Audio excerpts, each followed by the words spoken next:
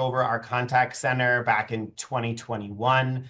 That was still in the height of the pandemic. So our call volume was very high. We had about 120,000 calls a month coming into our contact center, which was a significant volume of inbound calls.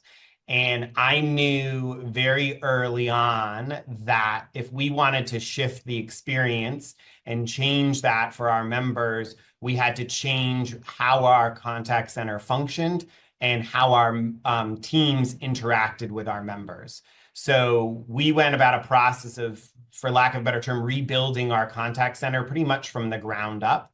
Restructuring it, being more strategic in how we coached and developed our teams, and then looking for technology that could help us leverage the experience and improve upon the experience for our members when they reached out to us. So we really went on a journey of, changing how we trained our teams, changing the culture within the contact center, and then implementing technology to really be able to support that.